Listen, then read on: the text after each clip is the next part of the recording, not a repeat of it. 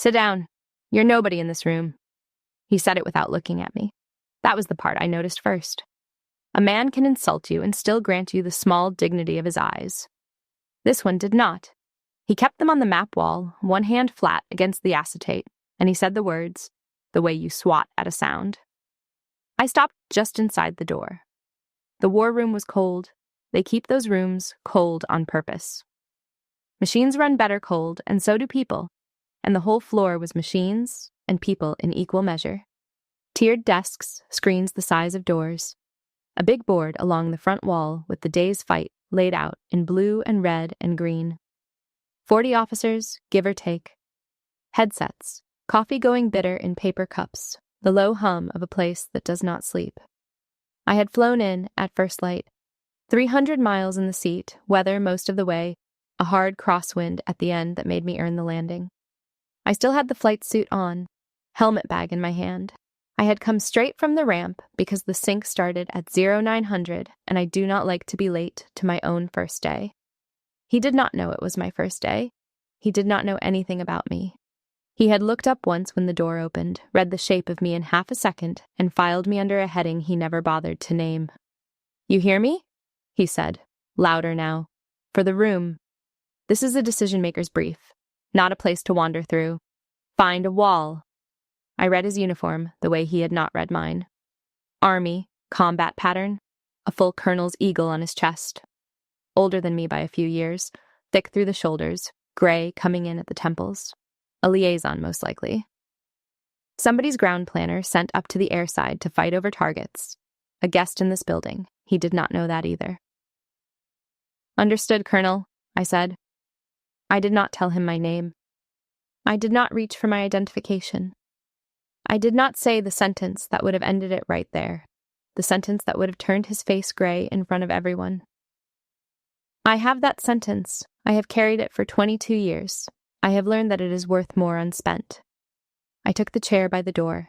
It is the worst chair in any operations center. Back to the wall, no console, no headset, the seat where you put the fire marshal and the visitor who got lost. I sat in it and set my helmet bag between my boots and folded my hands on my knee and waited. The room worked around me like I was furniture. That is the honest word for it. Furniture. I have been furniture before. You learn the posture for it, you keep your hands still and your face neutral, and you let your eyes do the only work available to them, which is to read. So I read. I read the board and the tasking and the timing bars. I read the planners who was tired and who was new, who had the confidence that comes from competence and who had the other kind. I read the weather brief still up on a side screen, and I did not like it. I read the coffee going cold in front of a lieutenant 2 seats up who had not touched it in 20 minutes, which told me he was buried in something hard, which told me the fight was harder than the board made it look. That is the thing about the bad chair. It is a terrible seat and a perfect vantage. Nobody performs for the furniture. You see the room as it actually is when the room has forgotten you are in it. And what I saw was a floor doing good work with a plan that had a hole in the middle of it, and a colonel at the map wall who did not know the hole was there. And I sat in the worst chair in the building, and I counted the minutes, and I waited for the door to open. 2 desks up, a young captain had gone still. She was the floor duty officer, I would learn, 29 years old, sharp, with the kind of posture they cannot teach you. Ledbetter. She had half risen from her chair when the colonel said the first thing, and then she had caught the eye of the man standing near the head table, and she had sat back down. The man near the head table was a chief master sergeant. 50, near enough. Senior enlisted leader for the whole center. Roland Pace. He had a face built for exactly this. A face that gives nothing. He looked at Ledbetter and moved his head a 1/4 inch, side to side. No, not yet. I understood the arithmetic, even if they thought I did not. The incoming director is announced by the commander. Not by herself. You do not walk into a room and tell it who you are. You wait for the institution to do it, because when you do it, the institution has to catch up, and when the institution does it, the room is already standing. Pace knew that. Ledbetter was learning it in real time. So they held, and I held, And Colonel Dale Brunner briefed his plan to the wall, unaware that the two people in that room who outranked the moment had just agreed, in silence, to let him keep walking. I did not enjoy it. I want to be clear about that. There is a version of this story where I sat in that chair and savored what was coming, and that version would be a lie. Mostly I was tired. Mostly I was doing the math on his plan because I could not help it. Because a flaw in a targeting sequence pulls at me the way a loose thread pulls at anyone who has spent a life sewing things shut. His plan had a flaw. I saw it in the first 90 seconds. I filed it and said nothing.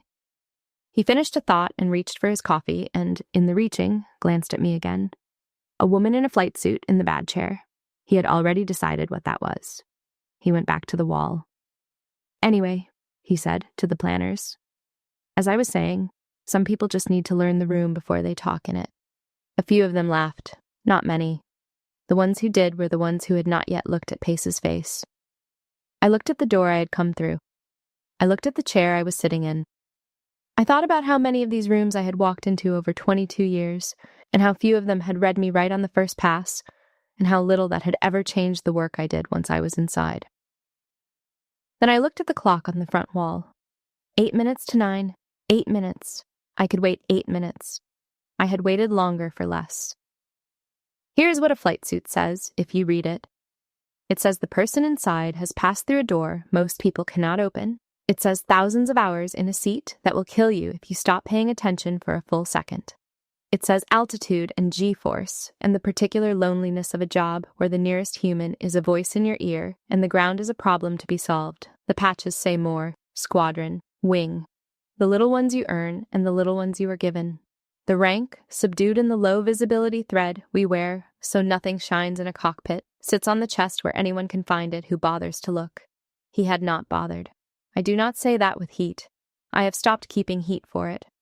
I say it because it is the whole engine of what happened, and I want you to see the gear turning. He looked at a woman and read the woman. He did not read the suit.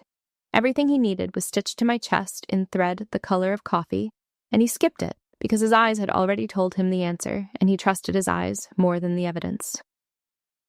I have 4,000 hours. A little more now. Most of them in the A-10, which is not a graceful airplane and was never meant to be.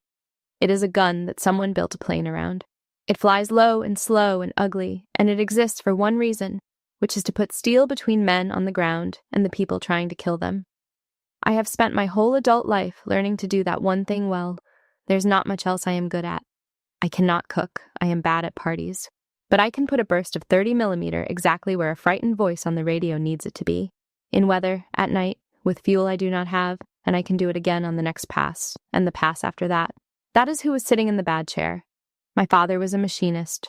Upstate, a mill town, a shop that smelled of cutting oil and hot metal my whole childhood.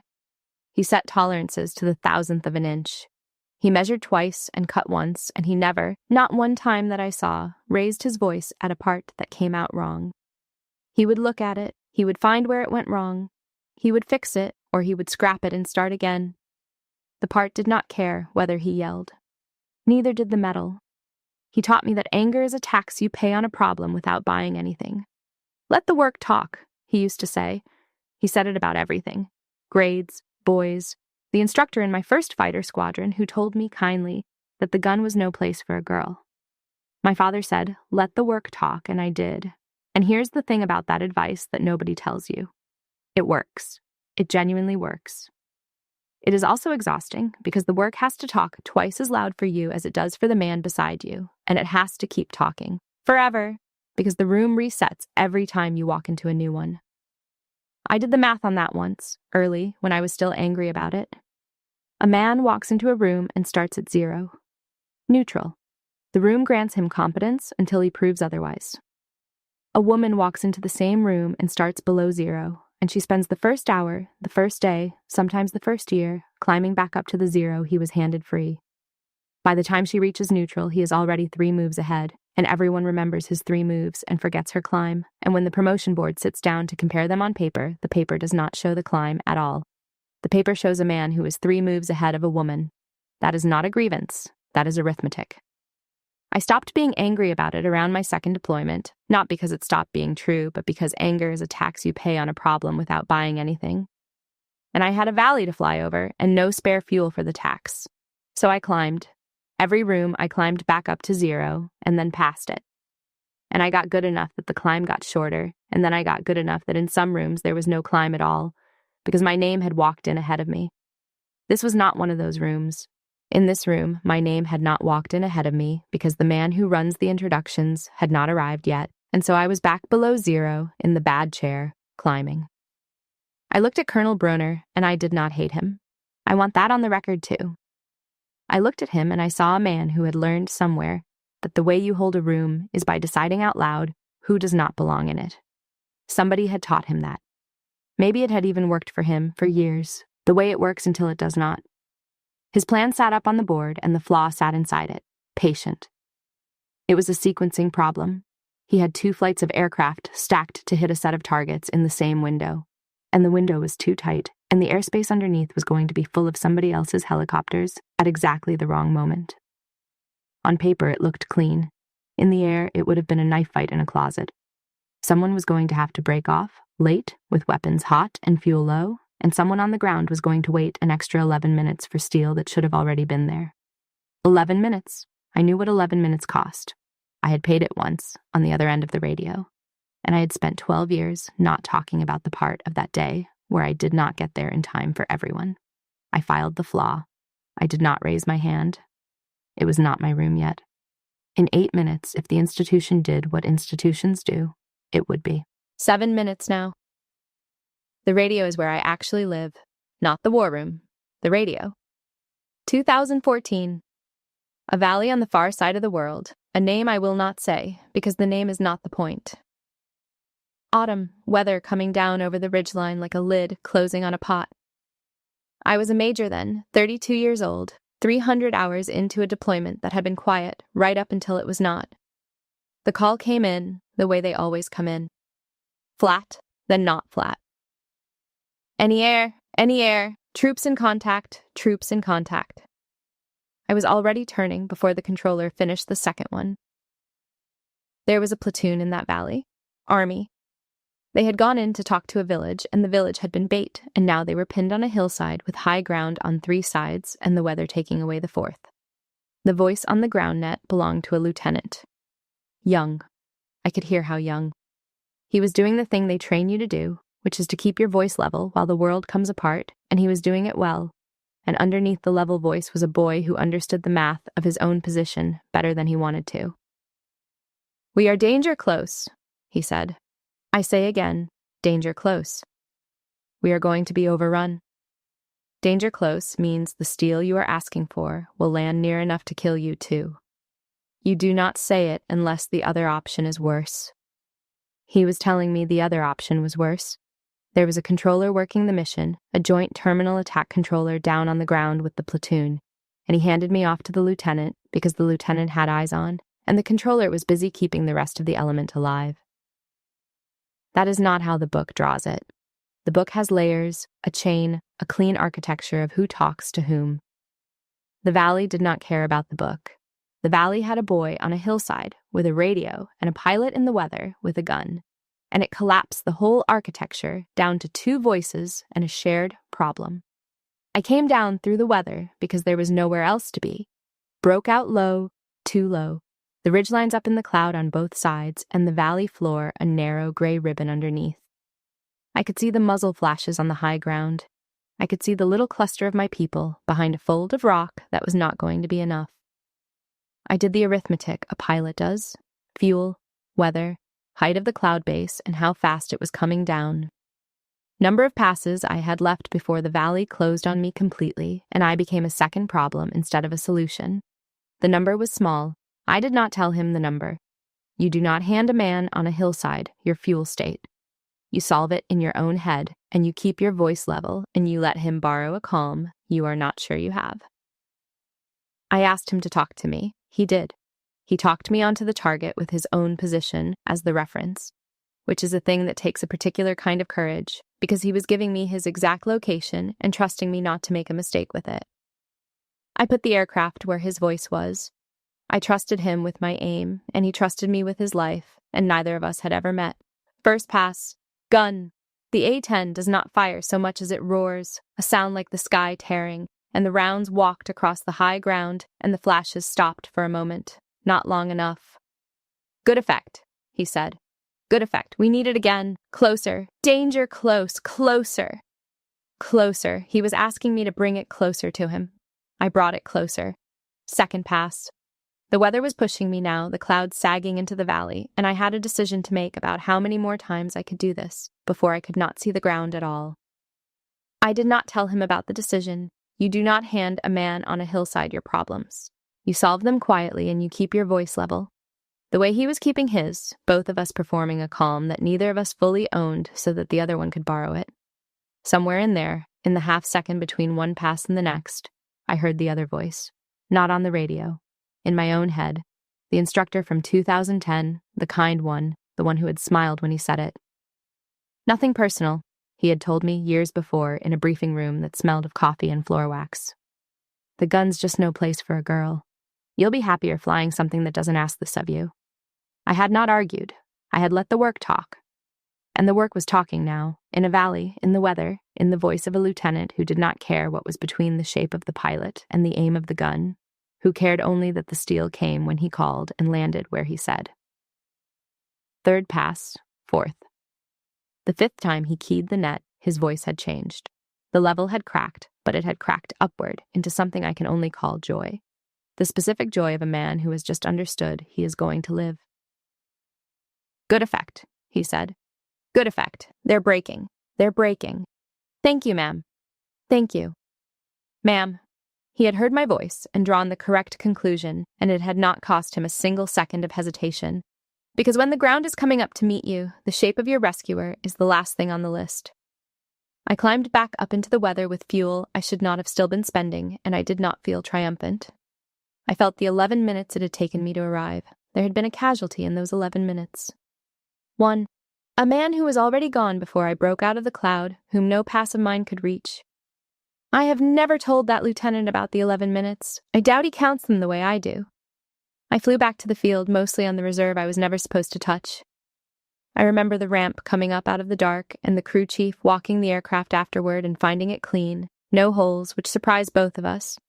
And I remember sitting in the cockpit for a full minute after shutdown, with my hands flat on my thighs, not moving, the way you sit when the thing is over and your body has not been told yet.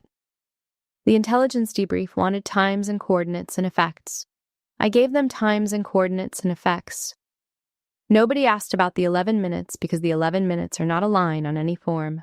They are only a thing you carry. I have flown a great many missions since, some of them harder. None of them stayed with me the way that one did, because that was the one where a stranger handed me his exact position in the dark and trusted me not to be wrong with it, and I was not wrong, and it taught me the only thing I know for certain about this job. The person on the other end of the radio does not care what you are. They care whether you come and whether you are good when you get there. Everything else is noise that people who have never been on a hillside like to argue about in rooms that are safe. That was who sat in the bad chair. The pilot from the valley, the voice that had been enough, that one time, for almost everyone. Back in the Cold War room, the clock said 6 minutes to 9, and Colonel Brunner was still briefing a plan that was going to cost some other lieutenant his 11 minutes, and I sat with my hands folded, and I waited for the institution to give me the room so I could take those 11 minutes off the table. At 3 minutes to 9, the door at the front of the room opened, and the whole floor came to its feet. You learn to read a room by its spine. A room stands one way for a fire drill, and another way for a general officer, and this was the second way, fast and clean and total. 40 people up out of their chairs between one breath and the next. I stood too, in the bad chair by the door, quiet, one more body rising. Major General Ellis Cathcart walked in the way senior men walk when they have stopped needing to prove anything. Unhurried. 2 stars on his chest, 55, silver, a flyer's squint at the corners of his eyes. He had the coffee cup that generals always seem to have, and he had an aide 2 steps back, and he had the specific gravity of a man whose day is measured in decisions that end in other people's lives. Seats, he said. The room sat. I did not, because I had seen where his eyes went, and his eyes had come straight down the length of that cold floor and landed on me. He did not look at the head table. He did not look at Brunner, who was standing beside the good chair, the head chair, the one with the console and the headset and the direct line to everything. Cathcart walked past all of it. Past the planners, past Pace, who had allowed himself, finally, the smallest change of expression, down the side of the room to the worst chair in it, where a woman in a flight suit was getting to her feet. "Colonel Auclair," he said. Just that. My name in a voice pitched to carry, which in a silent room is every voice. "Sir," I said, "you made good time." He put out his hand, and I took it. "Weather was ugly last night. I told them you would fly it anyway." "It was manageable, sir." "It was not," he said, "but you would say that." He turned then and looked at the room, and the room looked back, and somewhere in the middle of it, Colonel Brunner was beginning a calculation that his face could not keep up with. "Ladies and gentlemen, for those of you who have not met her, this is Colonel Vivian Auclair. She is your incoming Director of Operations. She will be running this floor and this fight starting today, and I brought her here specifically, over some objection, because she is the best close air support officer I have served with in 30 years, and I am too old to pretend that politeness is more useful than that." Nobody moved. Then, from up in the tiers, one person started to sit at attention and thought better of it, and just held still. And the stillness spread, and it was the stillness of 40 people rewriting the last 10 minutes in their heads, all at once. Cathcart looked at the head table, at Brunner, who was still standing beside the good chair with one hand resting on its back, the way a man rests a hand on a thing he believes is his. "Colonel Brunner," Cathcart said, pleasant as anything, "you are in her seat." It was not a rebuke. That is the part I keep coming back to. He did not raise his voice. He did not make it a scene. He said 5 plain words in the tone you would use to tell a man he had left his headlights on. And he let the 5 words do the entire job. Because a fact stated plainly in front of 40 witnesses does not need any help. Brunner took his hand off the chair. "Of course," he said. His voice came out fine. His face did not. "Sir, General, I did not realize." "No," Cathcart agreed. "You did not." And then the general did the thing I have thought about every day since. He crossed to the head of the table, and he put his own hand on the back of that good chair, and he pulled it out, and he looked at me across the length of the room I was about to run. "Colonel," he said, "your seat." I walked the length of the floor, past the bad chair, past the planners, who did not know where to put their eyes, past Brunner, whose calculation had finished now and arrived at a number he did not like. I walked up to the head of the table, and the general held the chair, and I sat down in it, and he pushed it in a half-inch the way you do for someone, and he straightened up and looked at the board. "Somebody get the colonel a headset," he said. "She has a fight to run." I have thought a great deal about why he gave me the chair instead of just naming me. He could have introduced me from the front of the room and let me find my own way to the head table. That would have been enough. Instead, he walked the length of the floor to the worst seat in the building and pulled out the best one with his own 2 hands. And the difference between those 2 gestures is the difference between telling a room something and showing it. A general who names you has spent words. A general who gives up his chair has spent status, which is the only currency that is actually scarce at his altitude. And every officer in that room understood the exchange rate. He was not being kind to me. Kindness would have been cheaper. He was setting a price on the morning, publicly, so that no one could pretend later that it had been a small thing. I sat down in the chair and it was warm, which is a stupid detail to remember, but I remember it. The seat was warm from the man who had been standing over it. And I put my hands on the console and pulled the microphone down and got to work in a chair that still held the heat of the person who had told me I was nobody. Here's the thing nobody warns you about, the moment you have wanted for 22 years. When it comes, it hands you a knife. I sat in the good chair with the whole room finally reading me right, and the first feeling was not triumph. It was appetite. It was the sudden, ugly, entirely human understanding that I could, right now, in front of these 40 people, take Colonel Dale Brunner apart at the seams. His plan had a flaw. I had found it in 90 seconds. I could walk him into it slowly, in public, question by question, and let him discover in real time exactly how wrong he had been about who was nobody in this room. Nobody would stop me. half of them would enjoy it. It would be, in the small accounting of the moment, deserved. Chief Pace put a headset down in front of me, and under his breath, in the flat voice of a man who has watched a great many reckonings, he gave me the knife directly. "Ma'am," he said, "his plan's got a hole in it. Sequencing. Airspace." He paused. "Your call how you want to walk him into it. Your call how you want to walk him into it." He was not being cruel. He was being loyal. He was telling me the weapon was loaded and pointed and mine to fire, and he was right. And for one long second, I wanted to fire it more than I have wanted almost anything. I looked at Brunner. He had taken a seat down the table, a normal seat now, and he was sitting in it, the way a man sits when he is waiting to be hit and has decided not to flinch. He had put himself together. Chin up. Notes squared in front of him. He knew what was coming. He had done this to other people. I would have bet my hours on it, and he knew the shape of the thing from the delivering end, and he was bracing to take it from the receiving end for the first time. And in his face, braced like that, I saw the instructor from 2010. The kind one, the one who had smiled. And then underneath that, worse, I saw something I did not want to see. I saw how easy it would be to become him. That is the trap in the good chair. Every room that ever told you that you were nobody is a debt, and the debt does not care who pays it. When the chance comes to collect, it will happily let you collect from a stranger who only happens to be standing where the last man stood. You can spend a whole career being underestimated, and then, in one clean motion, hand all of that pain to the next person down and call it justice. Men do it constantly. It is most of how these rooms got the way they are. I had wanted this exact moment for years. I had rehearsed versions of it in the seat, at altitude, alone. And now I had it, the real one, and it tasted like his. It tasted exactly like the thing that had been done to me. I set the knife down. I did not decide it nobly. I want to be accurate. I did not think about grace or the better angels or any of the words people use afterward. I thought about the 11 minutes. I thought about a lieutenant in a valley who did not care what shape I was because the steel was what mattered, and I thought, the plan has a hole in it, and some other lieutenant is on the other end of that hole, and if I spend the next 10 minutes performing my vindication instead of closing the gap, then I am exactly the officer Brunner thought I was. A person the room is about, not a person the room runs through. I have watched what the knife does to the person who picks it up. That is the other reason I set it down. Every officer I have known who built a career on humiliating the people beneath them was, underneath, a frightened person. And the fear did not go away no matter how many people they cut. It grew. It always grows. You cannot subtract your way to feeling safe.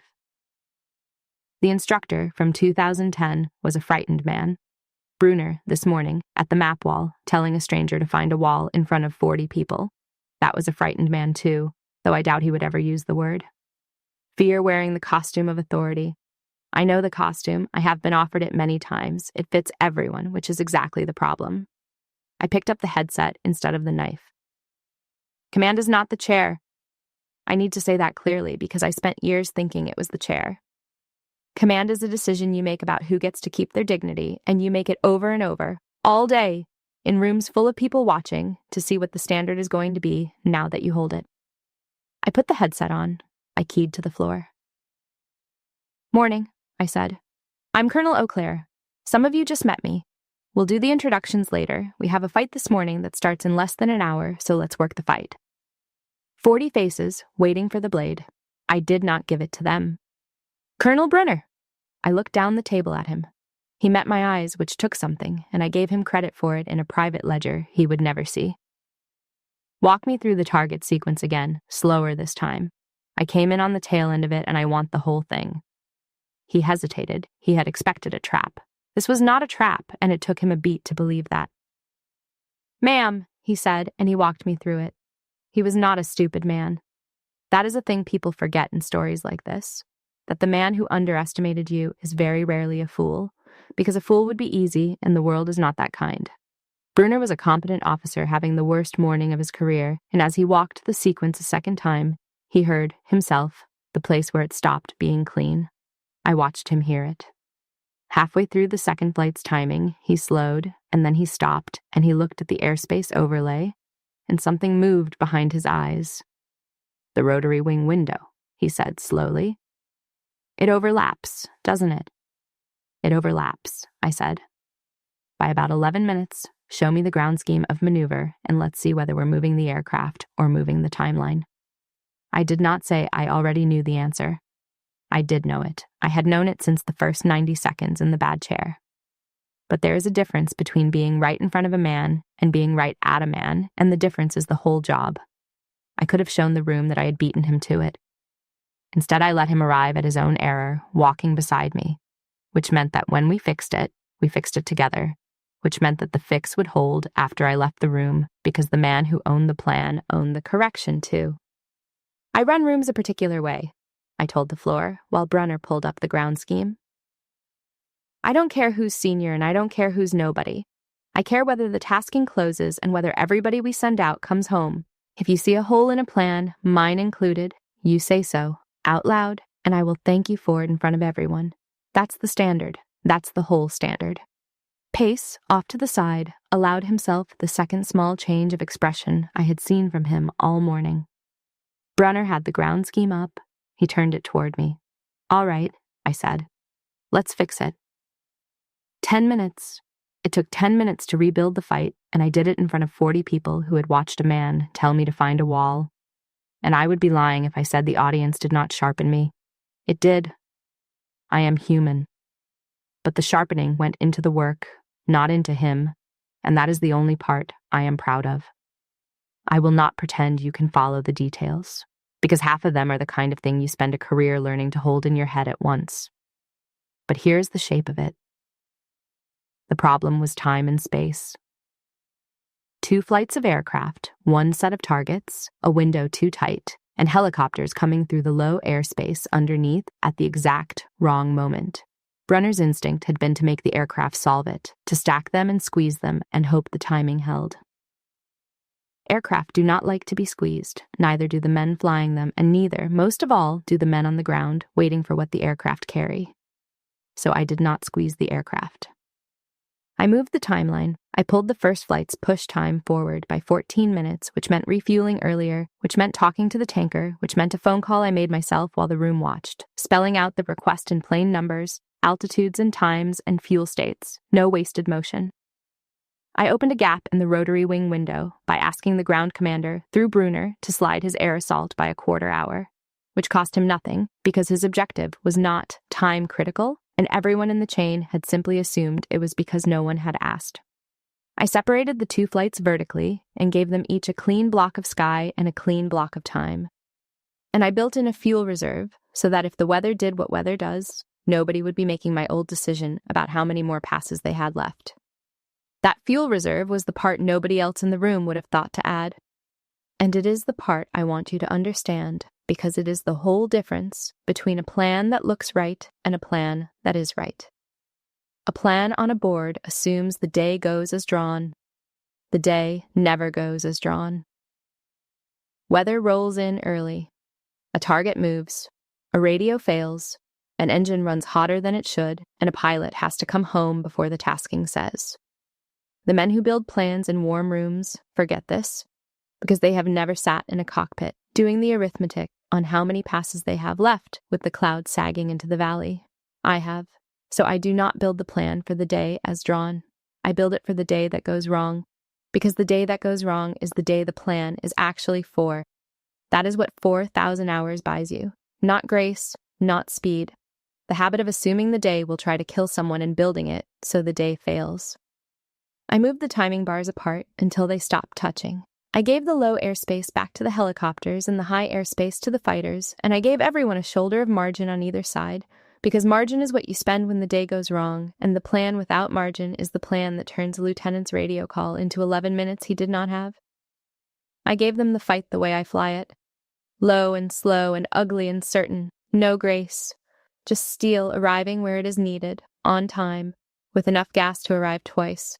The board changed as we worked. The red overlaps thinned. The green timing bars slid apart until they stopped touching. The whole ugly knife fight in a closet opened up into something a person could walk through.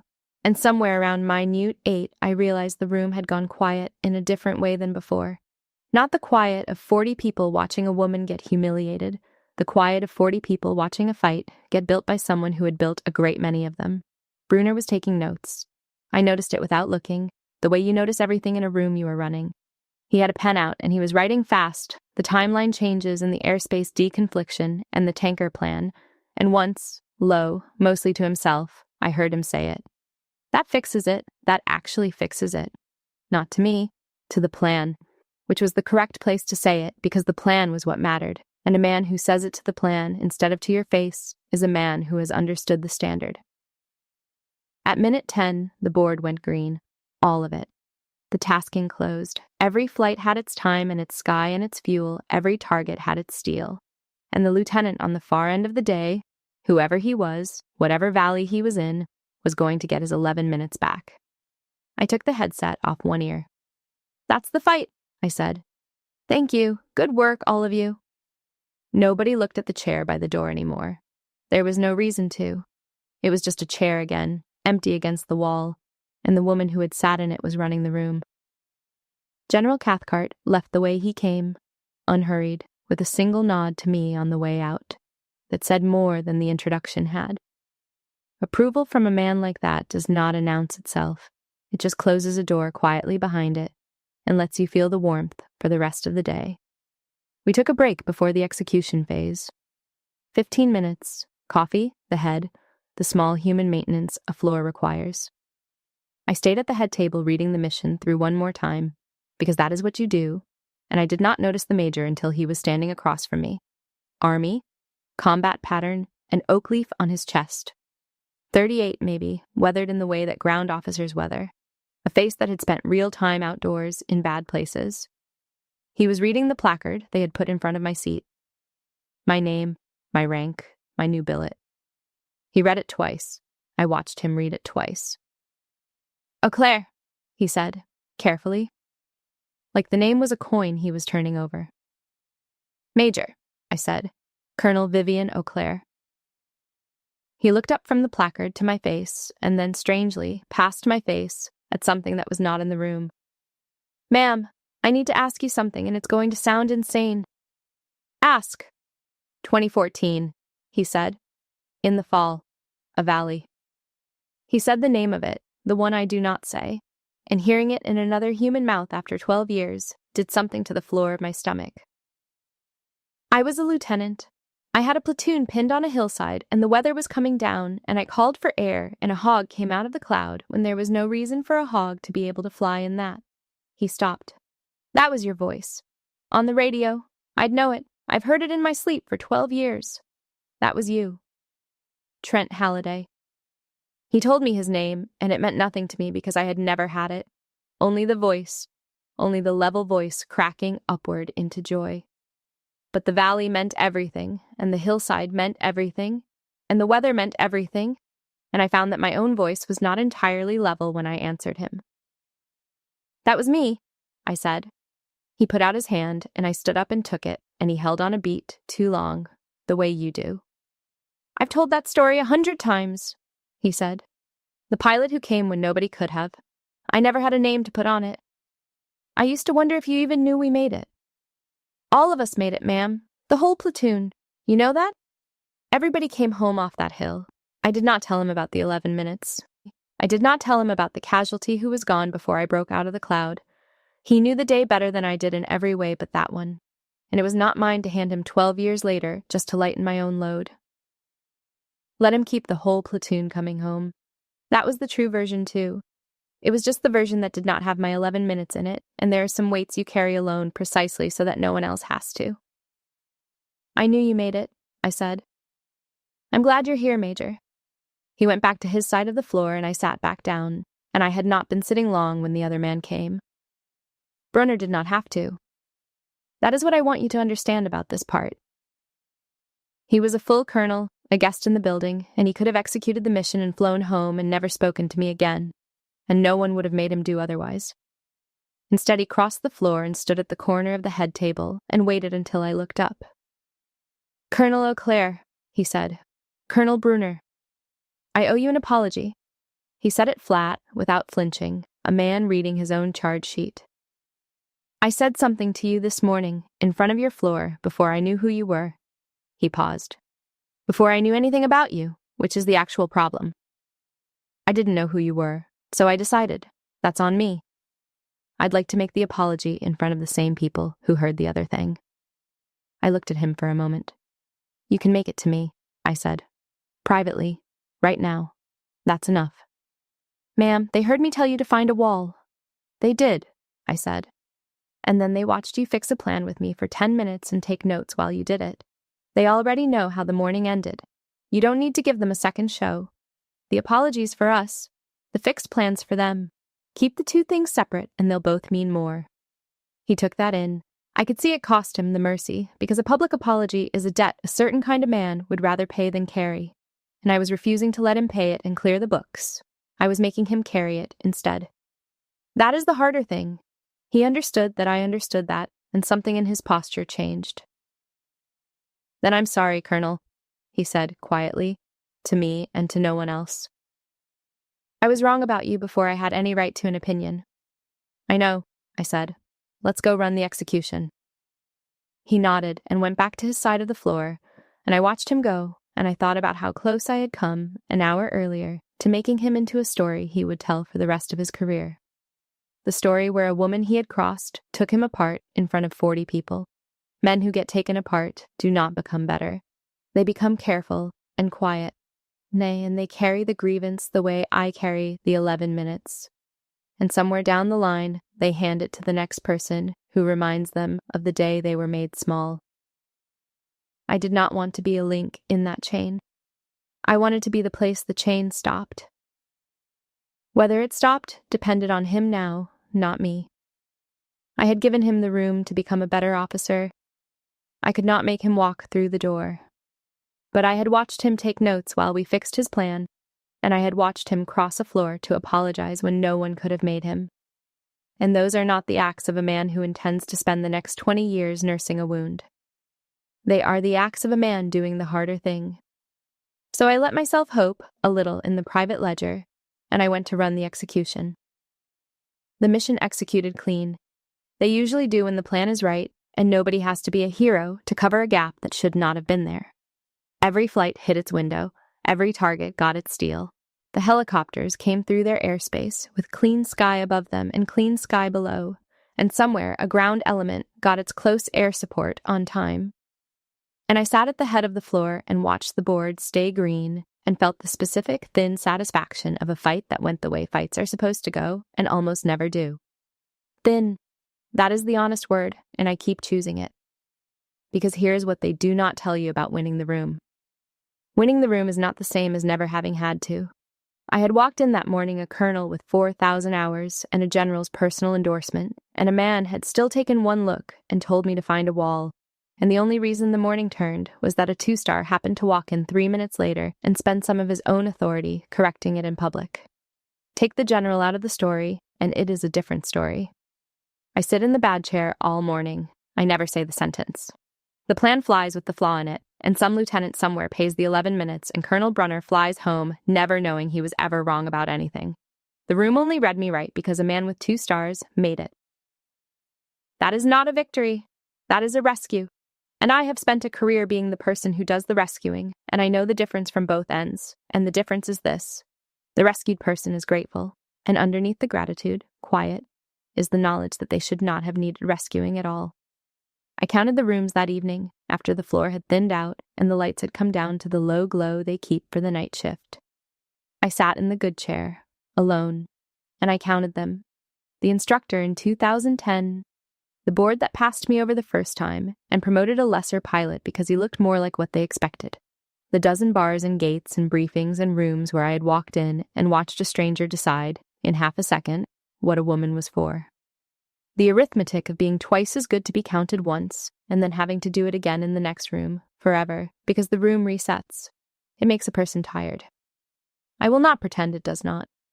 There is a version of me, and she is not far from the surface, who is simply exhausted, who has done the math on the whole thing and concluded that it is not fair and never was and never will be, and who is right about all of that.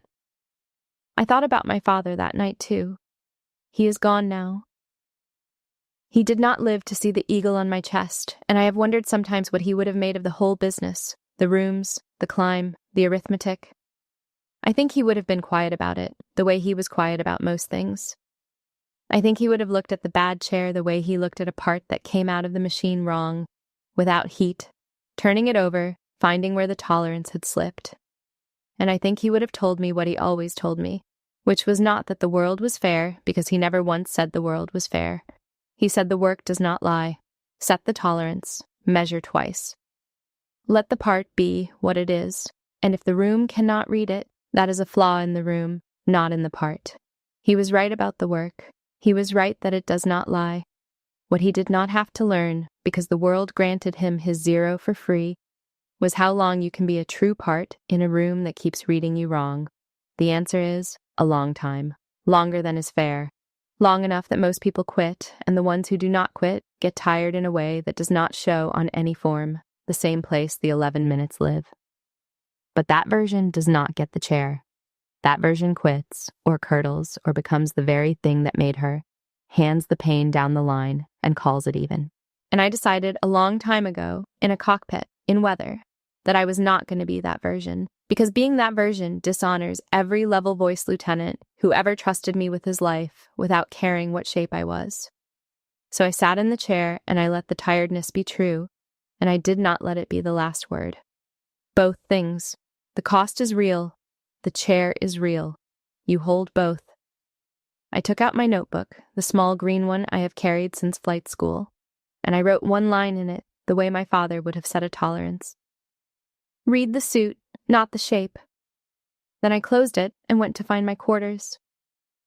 I took the directorship on my own terms, which is to say, I ran the floor the way I had told them I would, by the standard and not by the rank, and a strange thing happened over the following weeks, which is that the floor started to run itself that way, even when I was not in the room. Colonel Bruner and I became, of all the unlikely things, a good working pair.